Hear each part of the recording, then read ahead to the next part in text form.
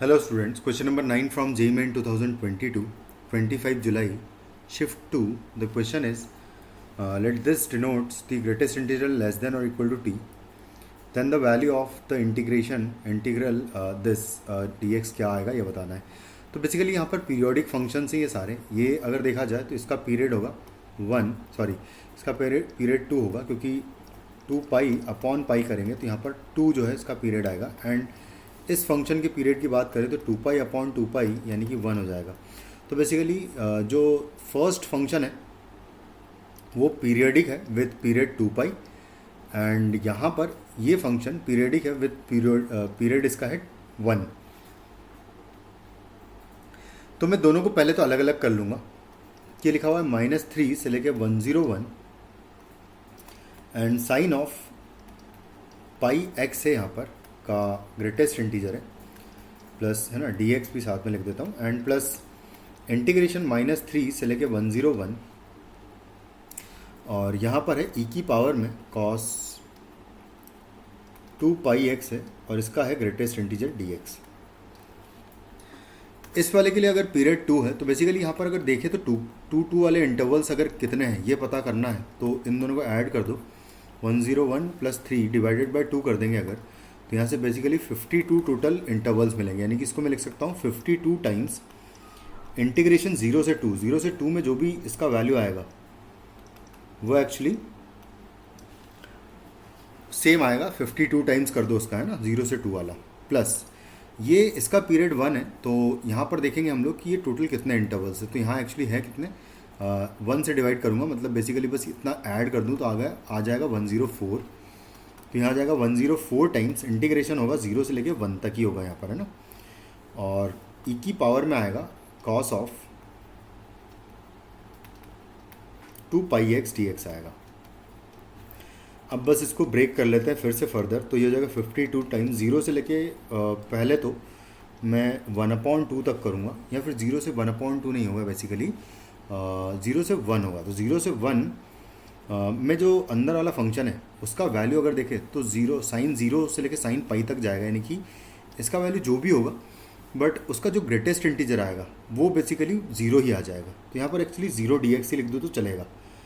Plus फिर next आएगा 1 से लेके 2 तक। तो 1 से लेके 2 में बेसिकली यहाँ साइन पाई से लेके साइन 2 पाई तक जाएगा वैल्यू, और साइन पाई से साइन 2 पाई सारे नंबर्स का जो वैल्यू आएगा वो नेगेटिव आएगा। तो उनका जो ग्रेटेस्ट इंटीजर आएगा वो -1 आ जाएगा, क्योंकि -1 से छोटा तो कभी साइन होता ही नहीं है। तो यहाँ -1 dx आ जाएगा। प्लस नेक्स्ट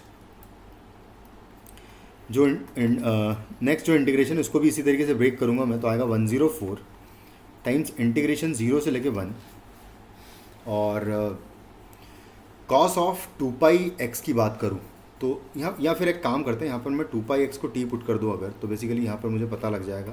तो मैं काम करता हूँ 2 पाई एक्स को मैं t पुट कर देता हूँ। तो यहाँ से आ जाएगा 2 pi multiplied by dx is equal to हो जाएगा dt। तो dx इज इक्वल टू हो जाएगा dt/2 पाई। यहाँ पर मैं 2 पाई लिख देता हूँ, और इंटीग्रेशन की लिमिट्स भी चेंज करनी पड़ेगी तो उसको भी कर देते हैं।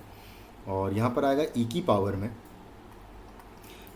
में आ जाएगा यहाँ पर cos ऑफ t आ जाएगा, cos ऑफ t का ग्रेटेस्ट इंटीजर, एंड यहाँ पर आएगा dt। और इंटीग्रेशन की लिमिट्स देखें अगर तो 0 पुट करने पे 0 मिलेगा, और जब मैं 1 पुट करूँगा तो यहाँ पर आएगा 2 पाई। तो बेसिकली ये मिल जाएगा। तो 52/पाई यहाँ से भी आ जाएगा।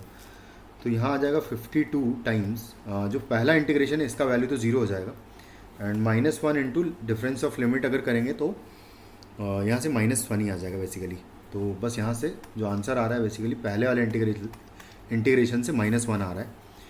प्लस है नेक्स्ट इंटीग्रेशन 52/पाई लिखा हुआ है ये, और इसमें भी ब्रेकिंग कर देंगे। तो पहला ब्रेक होगा 0 से लेके π/2 तक ब्रेक करूँगा मैं।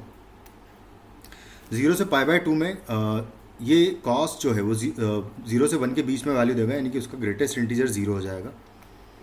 प्लस फिर नेक्स्ट ब्रेकिंग होगा π/2 से लेके एंटायर 3π/2 तक होगा बेसिकली। तो 3π/2 तक हर एक नंबर पर इसका ग्रेटेस्ट इंटीजर का वैल्यू -1 आएगा। प्लस फिर नेक्स्ट ब्रेकिंग होगा 3π/2 से लेके फिर से होगा 2 पाई तक। तो यहाँ पर फिर से e की पावर 0 dx आ जाएगा। तो कुछ इस तरीके से आ जाएगा। अब बस इसको सॉल्व कर लेते हैं।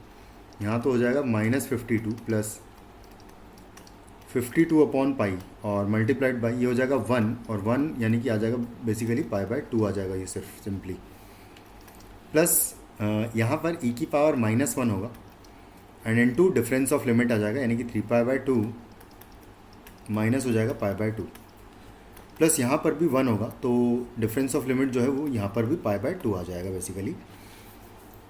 तो बस ये आंसर हो जाएगा आपका। इसको कैलकुलेट कर लेते हैं तो ये हो जाएगा -52 प्लस 52 अपॉन पाई और ये π/2 और π/2 हो जाएगा पाई प्लस यहाँ पर डिफरेंस ऑफ लिमिट देखें तो यहाँ पर भी पाई आ जाएगा। तो बेसिकली ये हो जाएगा e की पावर -1 इंटू पाई आ जाएगा। तो ये पाई तो कॉमन लेके हटा दूंगा मैं सीधा सीधा, तो ये हो जाएगा -52 को अंदर मल्टीप्लाई करेंगे तो आएगा 52 प्लस 52 e की पावर -1, तो ये कैंसिल आउट हो जाएगा। तो फाइनली आपका आंसर हो जाएगा 52 डिवाइडेड बाई ई हो जाएगा क्योंकि e की पावर -1 अपॉन ई हो जाएगा। तो 52 upon E is the answer which is in B option. Thank you.